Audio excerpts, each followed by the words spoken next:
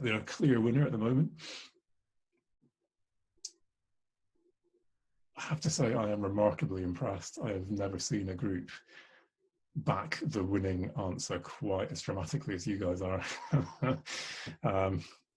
Okay, so 3 more seconds if you haven't voted. And I'm going to end the poll now. Share the results. And a massive 78% have voted for the correct answer, which is technological impacts. Cultural and economic are usually the other two that often outcompete the correct answer because cultural impacts are so hard to evaluate. And if you're interested in getting an advanced copy of that paper that is under review, in that we've reviewed a load of impact evaluation techniques and methods, which in particular focus on how to evaluate cultural impacts because they're hard. But technological impact, by definition, should not be an impact based on these definitions because a technology by itself is not an impact. It is the pathway. So I might have a great technology, but until I've actually built it, prototyped it, tested it, got it into someone's hand, and that person now is using it and getting a benefit from it, then it's just an idea. It's sitting on my shelf, it's in my head. Maybe I've got a patent, I've got that far, but still nobody's bought it, nobody's used it, there are no benefits yet. The point at which now someone is using my technology and getting a benefit, well, if it's saving them money, we've got an economic benefit. If it's saving their lives, it's a health and well-being benefit, great. And of course, we can all think of examples of technologies that were created for good reason, but have actually been used to kill, maim, and destroy. The technology itself is not necessarily a good or a bad thing, it's how it's used that matters. And so we can get a sense now of how to play around with this definition. So we've got a theoretical foundation now to build on. Let's have a think now about how we might use this typology. I'm not going to get you to comment on the chat with this. I want to just dive straight into this and show you that, first of all, the correct answers in this big list that I gave you to start with are all fairly long term. Now, there was one study in the health and well-being domain that used different methods independently that came up with the same number, which was 17 years from the publication of biomedical research through to clinical practice and benefits for patients. Now, we don't know what those figures are for those other domains, but my suspicion is that they're all potentially measured in the decades. So it's really important that we appeal to both the risk-averse side of our panel, who are saying, well, yeah, that's way off, and I don't believe this project will ever achieve any of those things because there are just so many steps in between, so many things that could go wrong. Well, okay, maybe, but maybe there are a few interim or stepping stone, preliminary milestone impacts that I might be able to articulate as impact goals that are very much within my gift, within the first year or two of the project. And yeah, absolutely, we can do that, and we can measure it, we can prove it.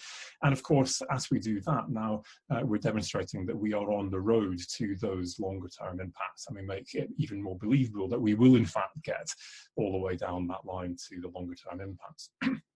So closest to our research might be capacity building and understanding and awareness impacts.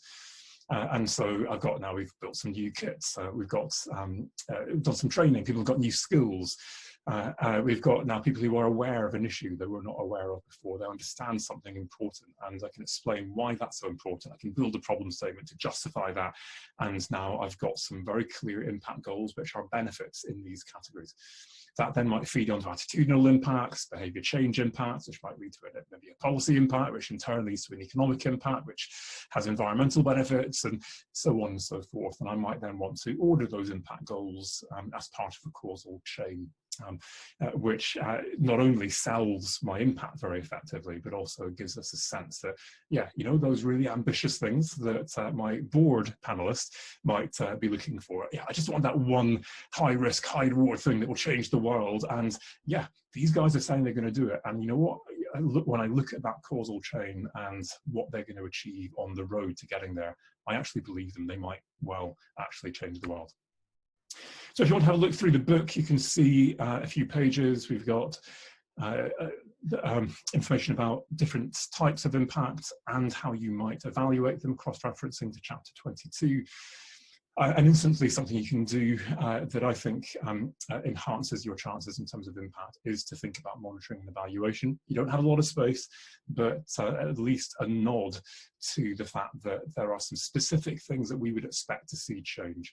And these are the things, and that perhaps here are some indicators, and now here are some budget we're putting towards monitoring and evaluation. And there's an even greater sense now that, yeah, you know what, maybe, just maybe they will do this stuff. And there's a sense of fine graining and reality to those indicators.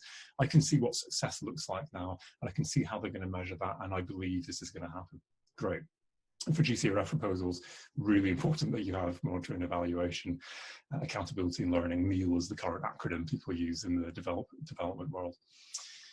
So to conclude this, this segment, I'm going to give you one word, one metaphor that will shortcut you to the rest of part 1 of the book without you having to read it yet.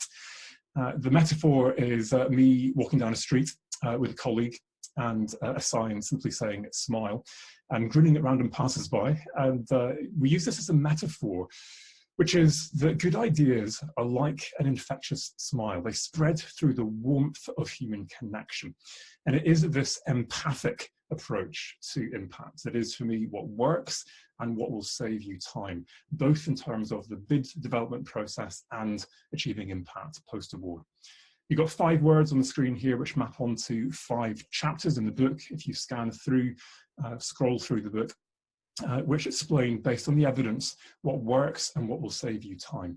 But if you want to sum that all up in a single word, this is the word empathy. So this is me wearing my shoes in my garden. No, it's my daughter wearing my shoes in my garden. And of course, as we suggested in that first digital icebreaker exercise, this is ultimately about understanding what it might feel like to be someone else. And the bid writing tools, which I'm going to give you at the end, enable you to reach out in a very targeted, strategic way to key people who can help you to write those impact sections in a way that will be way, way more realistic, specific, credible, and hence competitive. Okay, so something strange has happened on my screen. I'm viewing Olivia's screen for some reason. Is anyone else viewing Olivia's screen? Let me see. There we go. I'll get rid of that. Sorry about that. Great. So let's carry on, and we're going to dive next into our activity. I'm going to do some breakout rooms, but before I do that, I just want to introduce you to the new guidance and where we currently stand. So what happened was that we got an announcement a few months ago saying that we will no longer be required to submit pathways to impact, 2-page document, or an impact plan, 4,000 characters, I believe it was. Sorry, an impact summary. And I've put this quote on here because it is just quite a crazy quote.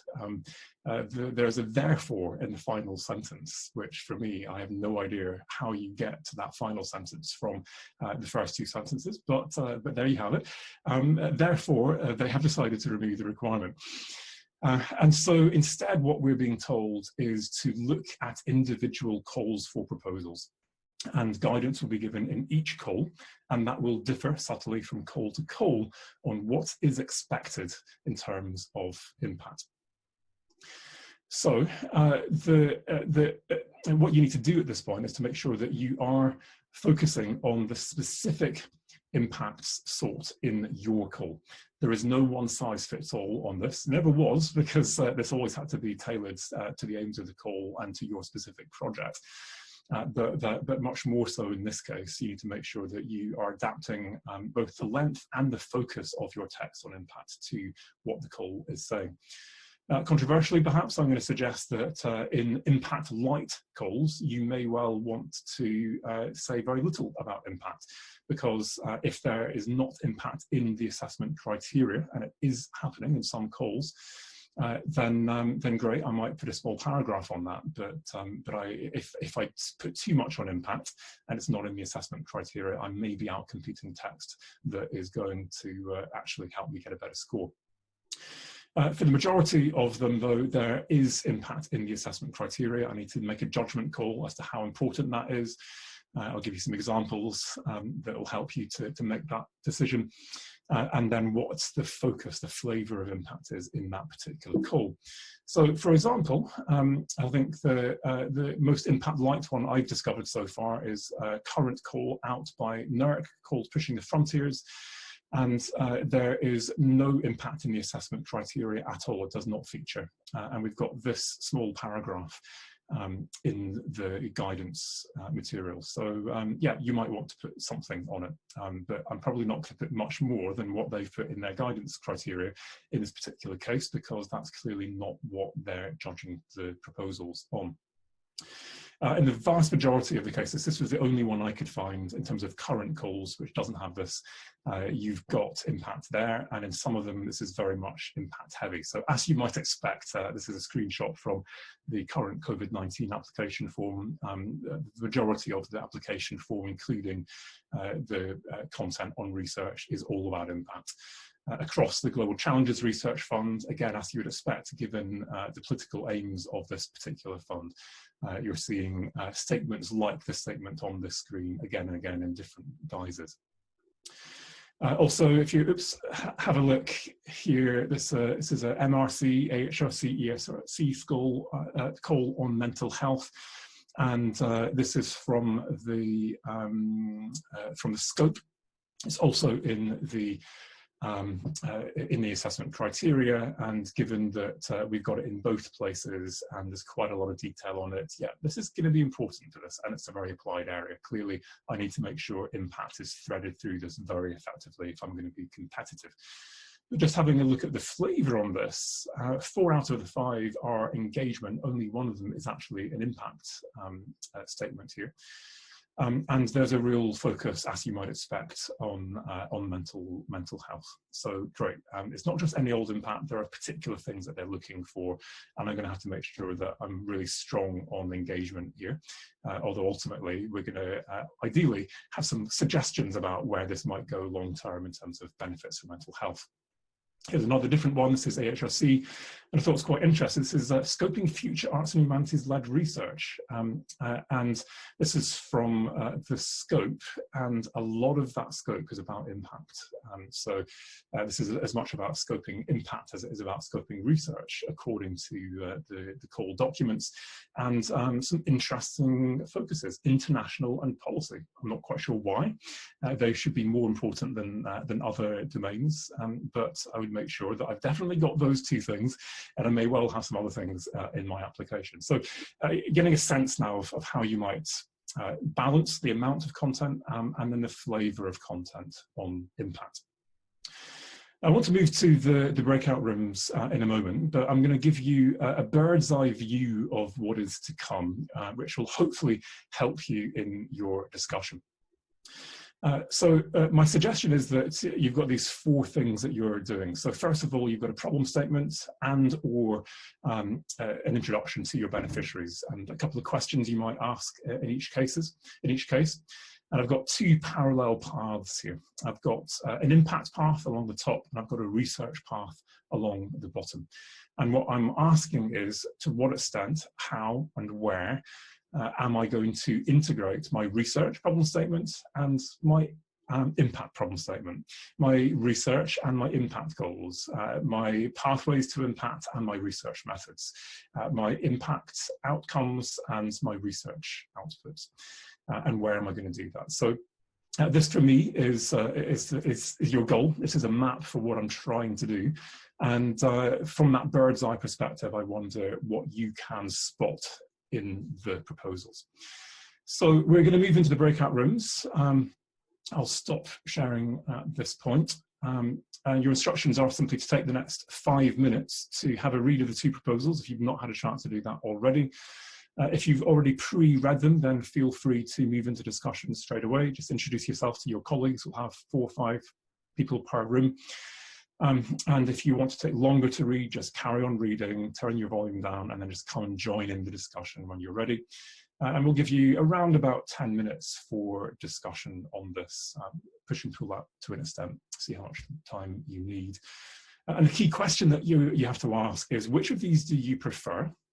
No one right answer to that, but why? What is it that you like about these proposals, please? And I want you to pull out good practice features. If there's something you don't like, you can discuss that as well. And we're going to then try and generalize from your answers. We'll put them into the chat when you come back from the breakout rooms. So key things that you like and why is it that you like them? And think in particular about the various points at which impact is being integrated into these two proposals.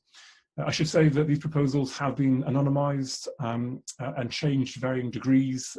Obviously the names of people, universities, but even the countries, the habitats, etc. As a result, I will confess some of the content might not quite make sense because there's just so many things that have been changed to keep them kind of anonymous. So just kind of try and work with that if you can. The key thing you're looking for is how impact is integrated. So let's go for this now. So there will be a message on your screen now inviting you to join a breakout room. Click on the link and go to that breakout room, introduce yourself to your colleagues and spend the first 5 minutes in discussion. I'll give you a 2-minute warning when time is almost up. Okay, so in theory, you should have all had an opportunity to join by now. So let's move into the discussion. So those of you with me, let's have a look through the tropical forest one to start with. You can get that in front of you, which is, what is it, example 2. I'll share my screen. So I will lead on the discussion here.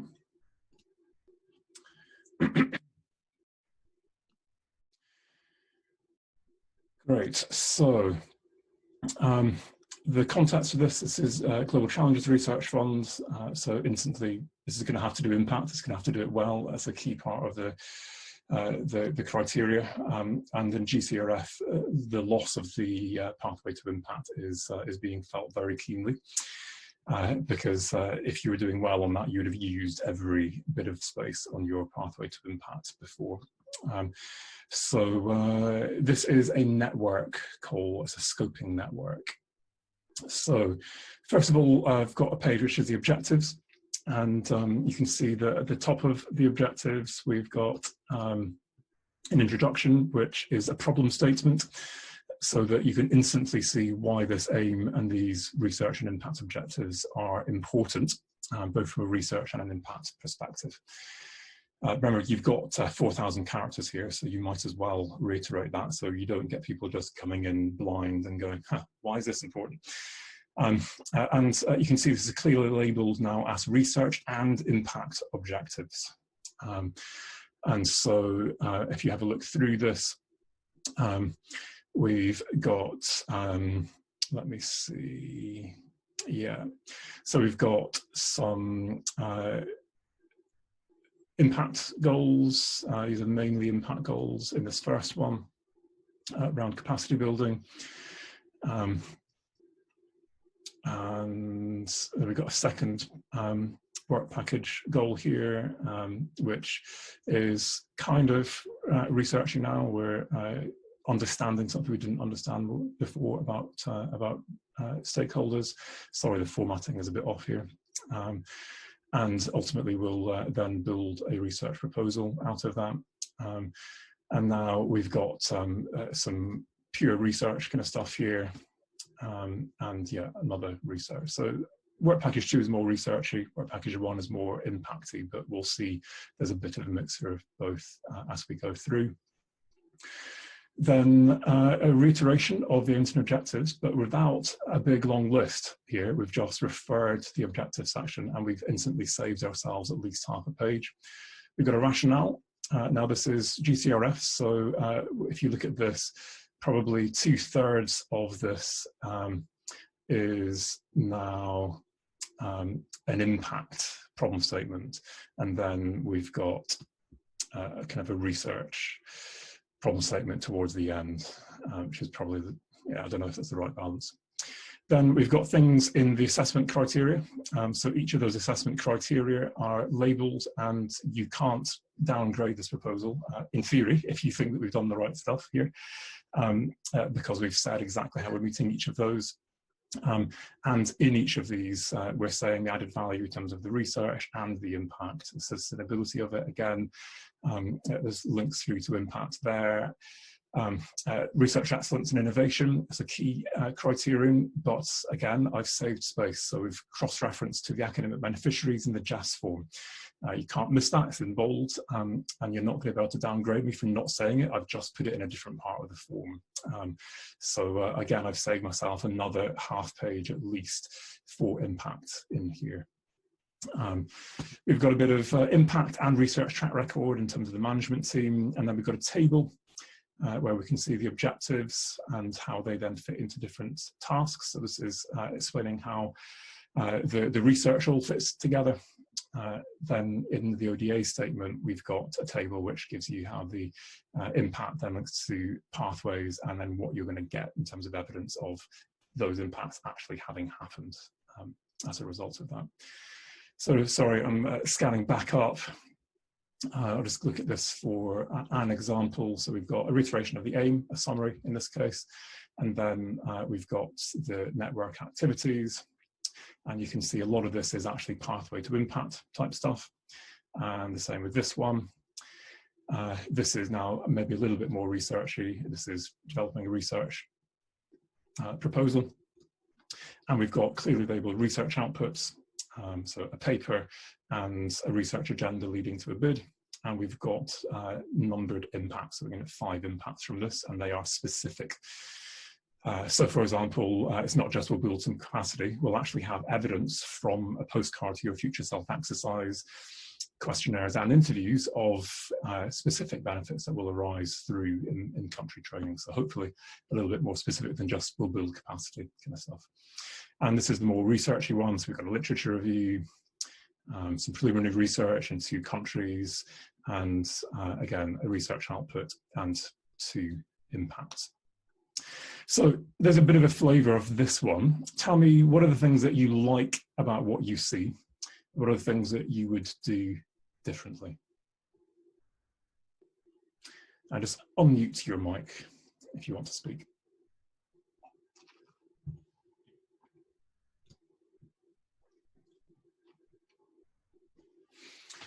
Hopefully getting a bit of a flavour for what this might look like. At least one approach anyway.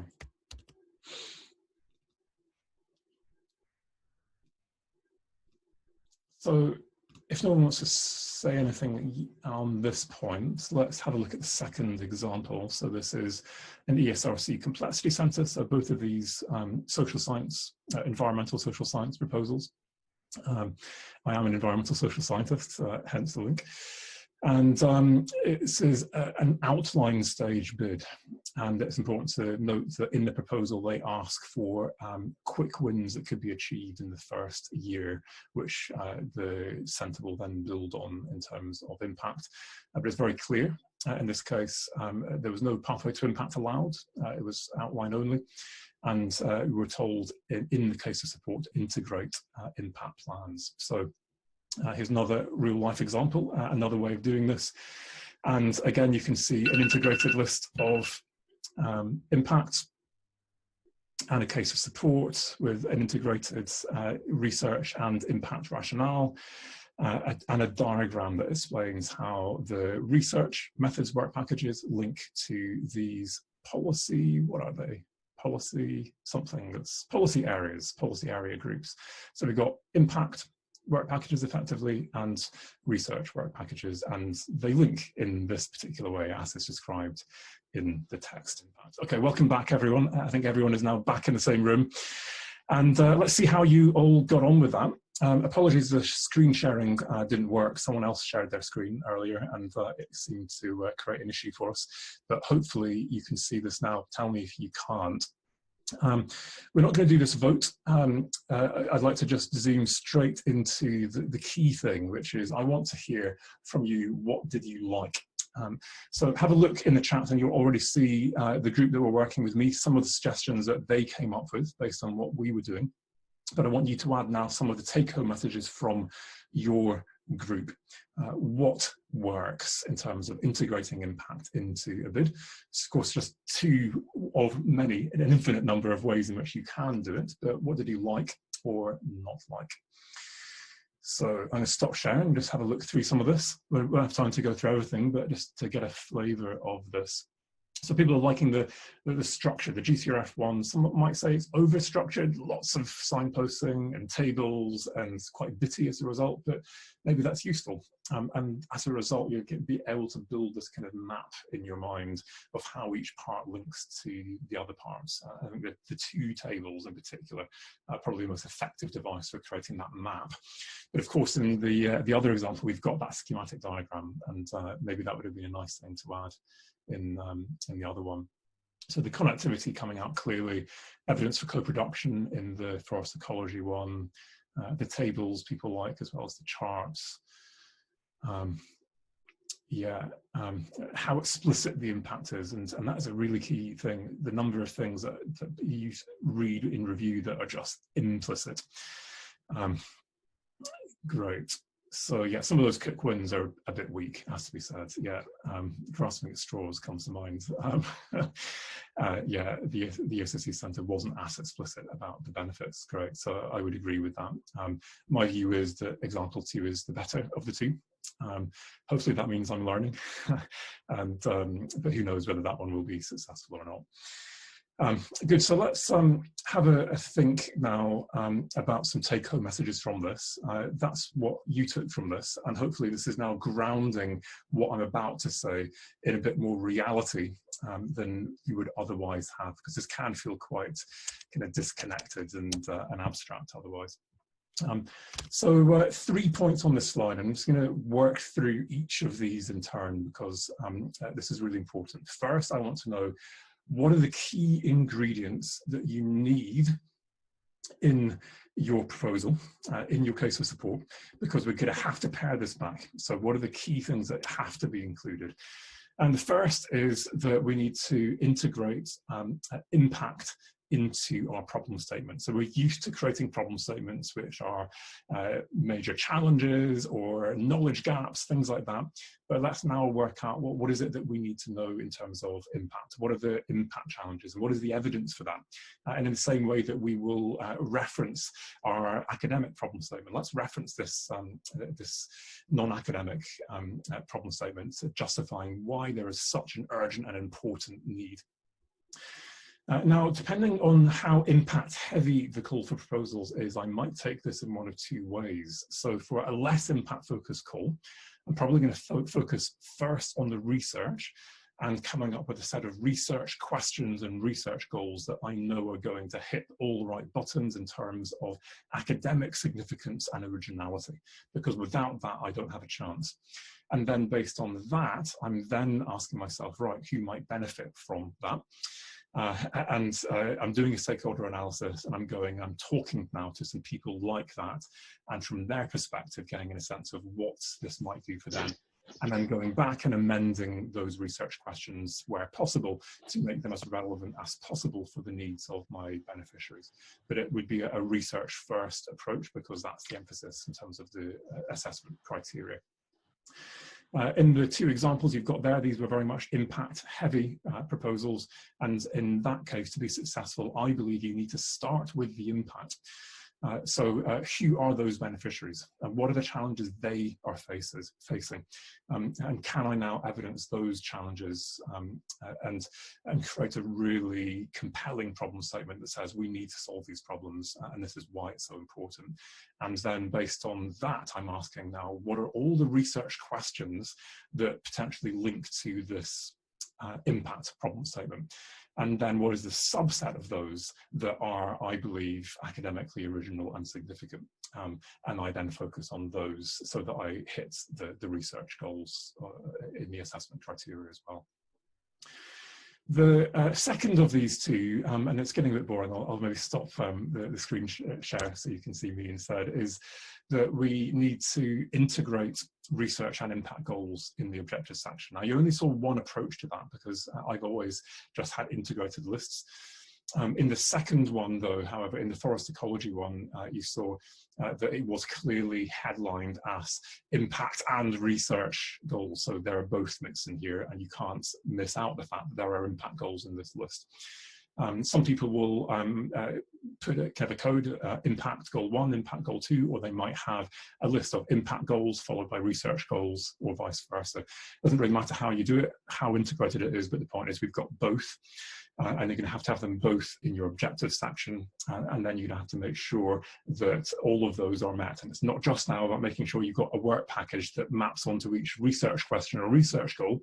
You've got pathways integrated into those work package that map onto each of your impact goals, and you're getting that connectivity working as well.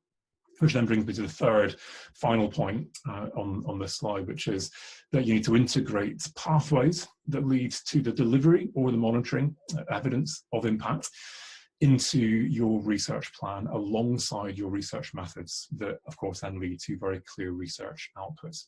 So we've now got this line of sight between our impact goals, which now leads to pathways to impact built into my work packages, which then lead to actual impacts. And I've got maybe indicators, things I'll be able to measure, perhaps a monitoring, evaluation, and strategy built in there. Great, I know exactly where I'm going to get. And I've got the same for my research.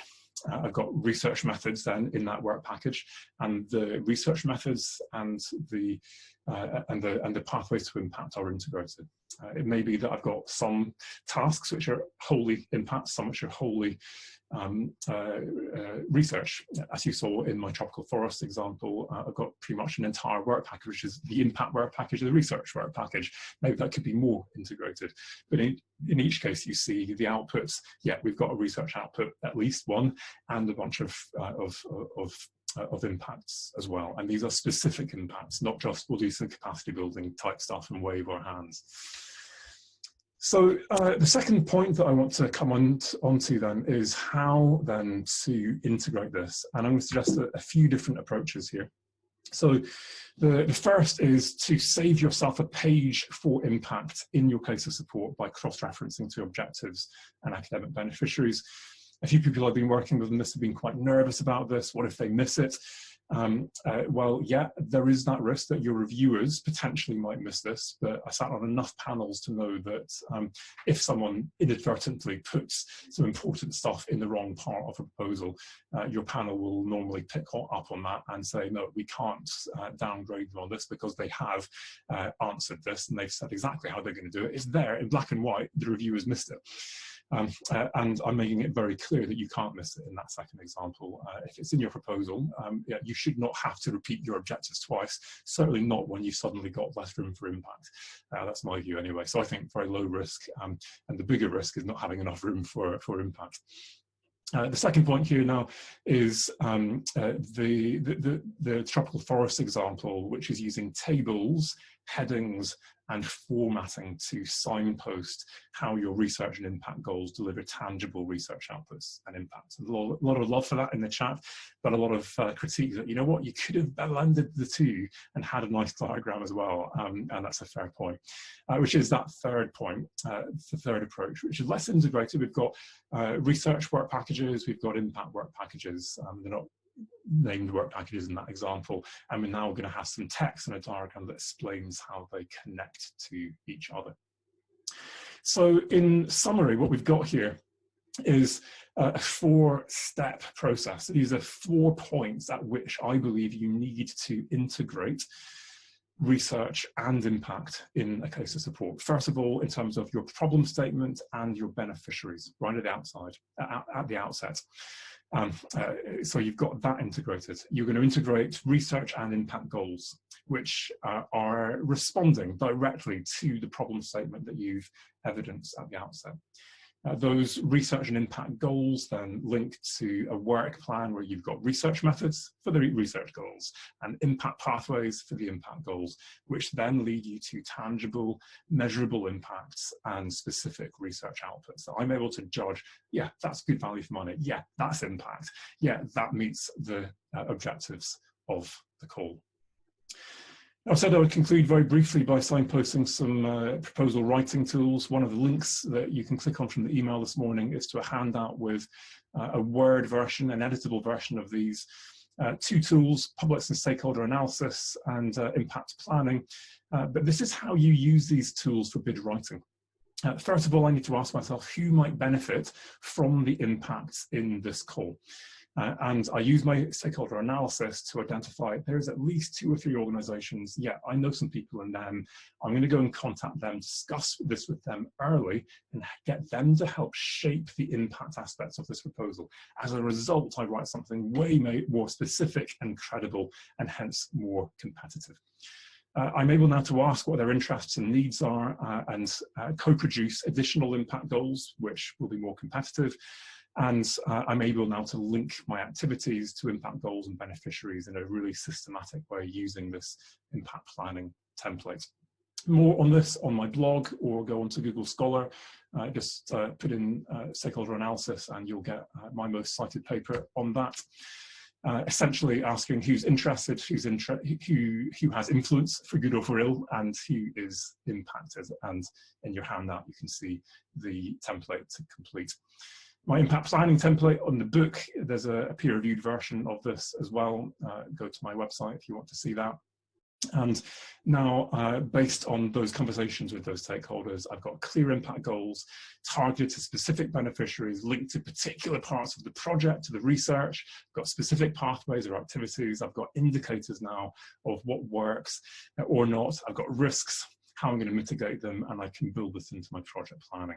I don't typically put this table into my bid, but this table is what enables me to do the thinking, and a worked example in your handout, the thinking that enables me to do this to a level of specificity that is genuinely credible and hence competitive. I'm just going to put these into the chat at this point, a few final links for you. I'd be keen to continue to hear from you. So if you want to do that, then go to this page. Oops. And this is how you can join my mailing list. I send an email out approximately every month or 2, so you're not going to get deluged by emails. And tonight I will be launching, tonight or tomorrow, we'll see how it goes, a new guide on how to integrate the impact sections of your proposal, which will have a video of this session integrated into it.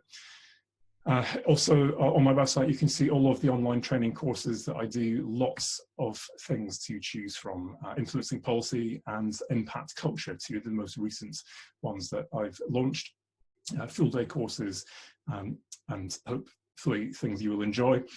And then finally, if you want to follow up from this, this is my free online training. So if you sign up for this, you also get subscribed to my email list, but you get 5 emails over 5 weeks from part 2 of my book with videos of me working through this, actions you can do from week to week that enables you to now put what you've learned today into practice in a live research project and take your research impact to a new level.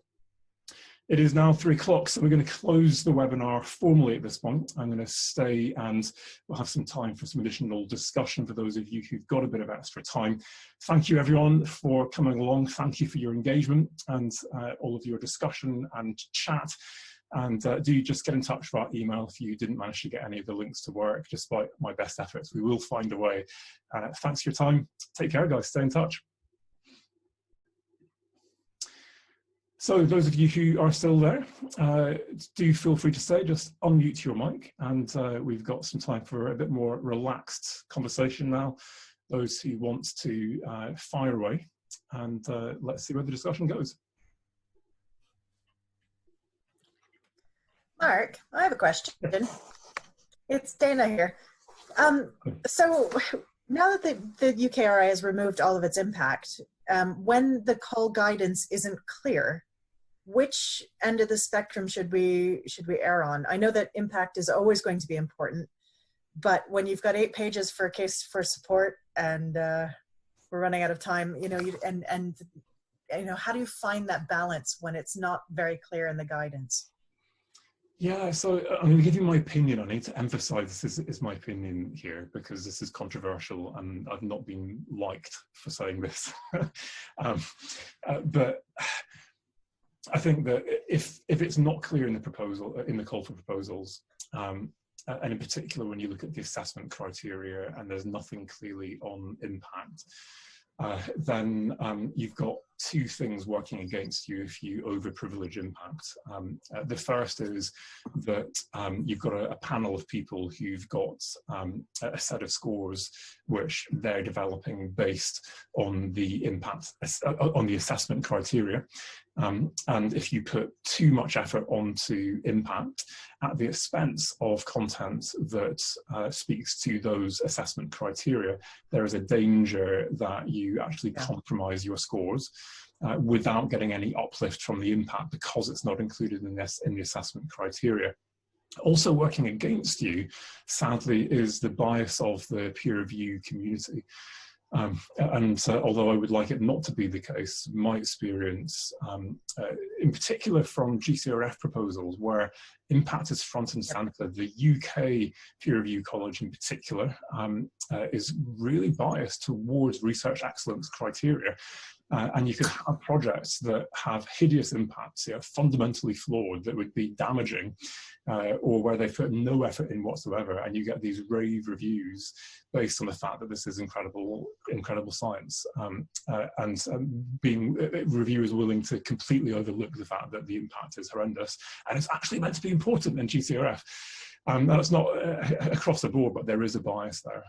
And so for me, if it's vague, or it's not there, then I would err towards less rather than more impact.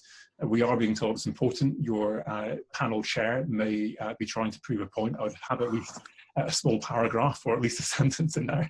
But I think, for some of these more responsive mode, pure science, non-applied arts and humanities type things, potentially we could be seeing impacts dropping out of some of these proposals to something very small as a result, which I think is sad, but I think it is logical. This is a strategic game we play, and if you want to get the funding, you have to play that game. I don't know, does someone want to give a different view on this? Because I know that there are people who violently disagree with me on this and think I should not be saying things like this to the community. And it does slightly jar with me because, of course, I want us to have impact, but I'm trying to be realistic as well. Well, a lot of us were reacting to the recall of the impact statement, saying it's no longer, if they're pulling it out, then why shove it back in somewhere else? So I just wanted to see how that feeling was being balanced against what we know we ought to be doing versus what we really should be doing. Yeah, but I would say it's interesting. I looked through as many live calls for proposals as I could yesterday in preparation for this webinar. And I could only find one that didn't have impact anywhere in the assessment criteria. So it is being integrated in, and where it's integrated, you should include it, because not doing that could be the difference between being in the fundable or unfundable zone. So I think the message from me looking at the calls for proposals is that they are putting their money where their mouth is, and they are integrating it into assessment criteria. So we probably should, in most cases, be integrating this and taking it seriously. It's a bigger challenge because we haven't got the space. Catherine, did you want to say something? Catherine Powers. Yes. So I was thinking from perhaps the other end. I've just been reviewing second drafts of a faculty's impact case studies, REF impact case studies. And we've sent them out for external reviews from 2014 panelists, REF 2014 panelists. And I was quite taken aback by one particularly, I felt, exemplary case study where this person had actually really followed, what examples of what you were kind of flagging up as best practice, and what we'd really been trying to support as a kind of an ideal way of modeling engagement with potential beneficiaries from the start, about that kind of that empathic you know, co-development of research from the beginning. And the external said, yeah, this looks more like consultancy work than proper academic research. And we and it's, I find that really quite disheartening when this woman, this academic, she's really ahead of the curve. She's really knitted it all together. To my mind, she was a star. But she's now, you know, she's really quite. So this is a really big problem. I'm going to reply to this both in relation to case studies and grant writing, because the same point applies in both domains differently.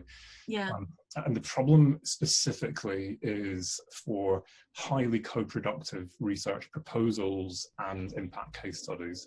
It applies in particular for action research or practice-based research and such like.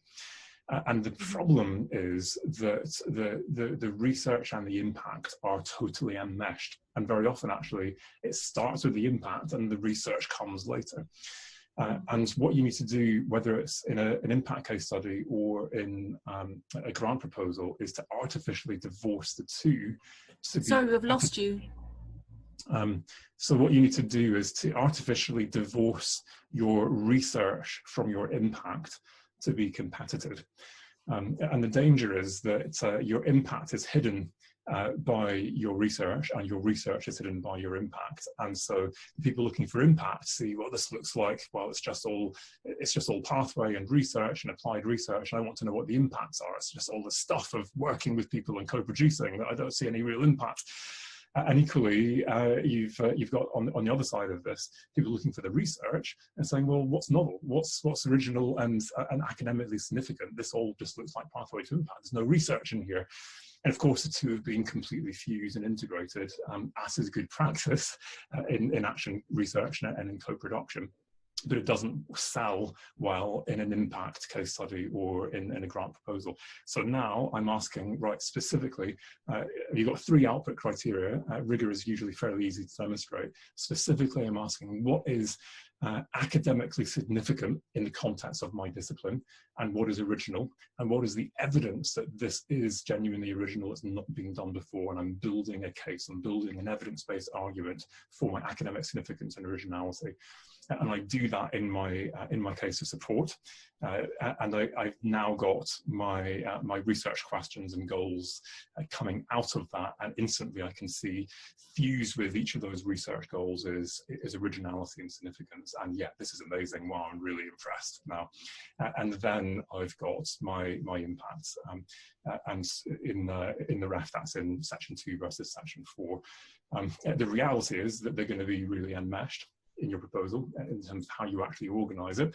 The reality was that it was a very messy process, but we've separated the two so the people looking for the research can find that and give you the marks for that. People looking for the impact can find that. We have to simplify and linearize it to be strategic, I would argue. Okay. And then comes the reality of doing it, and then I can mesh it all back together and do it properly. But it's again, you've got to get the funding first before you can do your impactful work. That's the problem. So I hope you could see, I think there is a sweet spot. So what I was trying to do with that forest ecology project was to say, look, here are the research aspects, and this is what is original. These are going to be the papers, and yet here is the evidence that we co-produced this stuff. So I think you can in theory do both.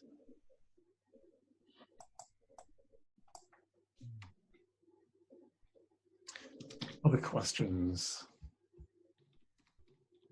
We've got some on the chat. So Ian saying, so a question to Catherine. What unit of assessment are you working in, Catherine? Well, I'm in the humanities, and that was a history. That was history unit of assessment. Yeah. Yeah, so in the arts and humanities, it's practice-based research typically more than action research that is the problem here, but both equally problematic, which is crazy because this is good practice. You would think that, I'm an action researcher, as a community we all thought that impact in ref was going to be a gift, and then realised with horror that we don't fit into the boxes. It's a bit of a nightmare. So where we had 8 pages in the case of support, this is Has this increased now? And the answer sadly is no. I was convinced they were going to just add a couple of pages to it, and they didn't. So we've got less space for impact, and for something like GCRF, where there already wasn't enough room to do impact justice, as well as describe some genuinely original and significant research. The fact that I've got 2 less pages now is a real nightmare, which is why you need to make that space with my trick on the objectives and academic beneficiaries section, and then use your ODA compliance statement. So you saw in my ODA compliance statement there, that's where I put my my table, my gender statement, loads of stuff on impact in there as well. Wherever I can, I'm finding space and then cross-referring to that to say, well, if you're looking for that, this is where you'll find it, guys, rather than just overlapping or putting fluff. There's a lot of fluff in these gender statements. Let's really make this work for us, not only to meet those criteria, but also to actually get benefits for people from different backgrounds. I have a question, Mark. Yeah, it's great, Rachel, just in a moment. So someone's saying, yeah, 4 pages in the case of support in that AHRC call. There's 4 pages in one of my ones there. It really can vary. So yeah, the point is that ones that were 4 pages before are still 4 pages. Ones that were 8 pages are still 8 pages. We're not getting additional pages, it seems. That's how it seems to be working. Rachel, fab to see you again. How are you? Do far away. Yeah, good, thank you. Yes, yeah. So I was interested just at the end of the main session there, when you mentioned a useful strategy is to engage groups of key beneficiaries early on, as part of actually building your research and impact strategy, and to co-produce impact goals with them. And I was just wondering if you had a particular kind of scenario or example in mind about what can be a very impactful way of doing that, very, you know, to actually really strengthen or come up with a good sort of proposal. Yeah, okay, so partly this is about being impact ready, which for me is about being in the right place at the right time. That can simply be about being in the right online social media networks. It can be about going to the right kinds of meetings, gatherings, and being connected to people outside academia who've got important questions. You are then first to hear those questions, see those needs, and then be able to work out, hey, that connects with that call for proposals that I just heard. Now let's work together. So that's the first thing. And so for me, this was the £1.5 million project I'm leading for the Global Food Security Programme came out of being in an N8 network. There are people connected there to Nestle, the company, who pitched an idea to them. They then put me in touch with Nestle, and it was them that came up with the first idea. And I was like, okay, that's a great idea in terms of impact, but there's no research in that. But it just so happens I've got some ideas, which is why they connected me. And then we put together our proposal. They had the impact, I had the research, and together we had then a winning proposal. In the forest ecology example, it's not actually forest ecology. This was a year's planning. So I decided I want to get into this space because this is where my UK research can now have international impact. So 3 years ago, I identified the UN programme, and we developed an influencing strategy to find out who was the key person and how could we connect with her. I did that by saying I'm going to come to Nairobi to deliver a policy brief and a seminar and discuss with you how we might be able to help. She then said, well, why don't you just go to the climate conference in Poland? We met up, connected, and established, yeah, I might be able to help you. From there, it's moved to now leading on 5 streams of work, all for free. To position me in a place where I've got some influence and I'm able to genuinely help them achieve their goals. One of those is leading a research funding group with members from across the world in this particular area. And with that group, then we co-produce a set of research questions. Those research questions then eventually ended up in that proposal. So it was a 3-year strategy, if you think from, well, here's a person I need to know and get connected to, through to then getting embedded within that UN organization by doing stuff for free, before then being in a position where I could legitimately co-lead a proposal with the leader of that UN group. with a set of research questions co-produced with LUMIC and other countries from around the world. But yeah, it can, I think for a big thing like that, that's the level of work that is required, and the level of lead-in time to get you to that place. Of course, we might not get the funds, in which case it's a great example of how not to do it. But so far, so good. I've got hope. Great, thank you. No worries. So, Sophie. Yes. Sorry. Go for it. Who's that? Sorry, me. It's Laura. Sorry, Hi. I'm just gonna switch on so you actually see me while I talk. Hello. I don't know. Oh, there we go. Right. Sorry. Hi, everyone. I'm from the University of Bradford, and I am in the ecology department. And I have so I've been working in the impact of my project for months now. Because I'm trying, see how populations change.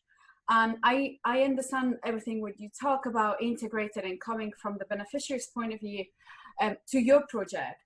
But from an ecological field is actually quite complex. And I think that integrating both things, you kind of have, or the way that I have done it is like the lines of research that I have had, that I have designed for the research, how do they mirror the society and the impact that I want to have in the society? So for example, I will look at the change in diet and health as a result of transitions, and how we are now accepting or welcoming newcomers, and how our society is changing the way that we eat and the children understand food.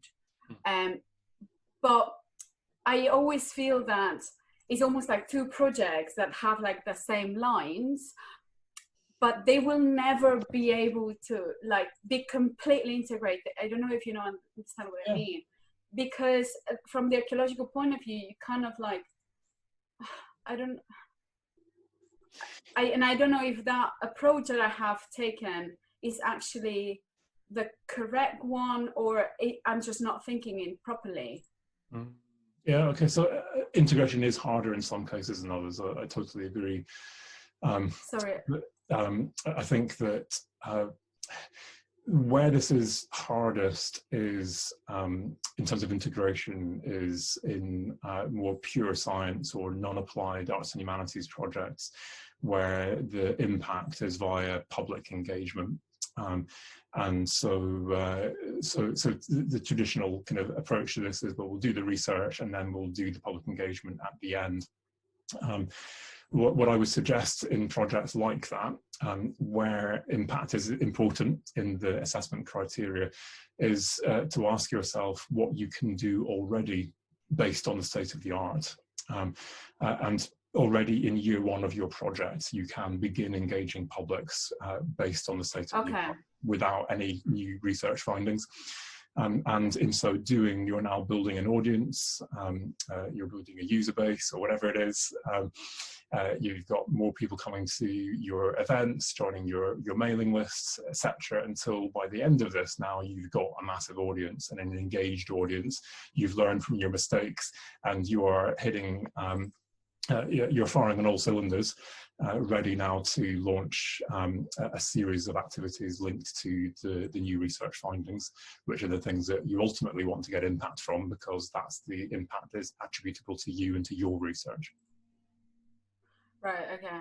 Yeah, because I had already engaged with I want to create some new guidelines for the government, and I have already worked with the government and talked with them. So I guess that I can do that from stage one and kind of pilot it so it can be applicable for my own results later on. Yeah, absolutely. Okay. And very often there's a feedback into the research, because I'm now engaging more deeply with the literature, with the state of the art. I'm playing with that. I'm getting challenges to it as I bring that out into the public domain, or policymakers ask, but how does that work? And I'm realizing that, yeah, some of this research we're doing, we could adapt this because you've got that dialogue happening already. And I understand now what I need to do to make it as relevant as possible. So running out of time, Thank you a very few much. questions on this. So Sophie, applying for a BBSRC fellowship, can't find impact in the application note. But yeah, so Damon saying BBSRC haven't published their guidelines on impact for the coming rounds. So I think this is really awkward, isn't it? So Sophie's having a bit of discussion here with Damon. So yeah, it sounds like you want impact, but you're not going to judge me on it.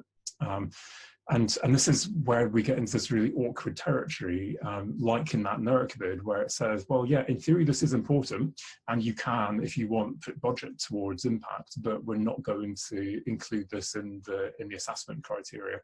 And for me, that is at the end of the spectrum where I'm going to have a lower proportion of text on impact. But I am still going to mention it because A, it's important to me, and B, yeah, I know that this is kind of the overall message that we're meant to still be doing this, but it's maybe going to be a fairly short paragraph and not a lot of depth in there, unless it's very clearly in the assessment criteria. And I think that, to be honest, if the research councils want people to take it seriously, then they need to put their money where their mouth is. And you can't say to a bunch of researchers, put a bunch of stuff in your proposal, but we're not going to give you any marks for it, and then expect people to put that in their proposals if there are no marks associated with it, because we all know how competitive it is, and it's a really challenging game we've got to play. So yeah, I would still, I would put it in, but I would err towards a lower amount of material on impact. Yeah, and I do wonder how yeah, is it going to affect the review process? I mean, my experience of this is that the review of impact in terms of the review college is already very patchy, and the majority of reviewers don't know what they're doing, don't evaluate impact properly. What you have in the panels is the safety net.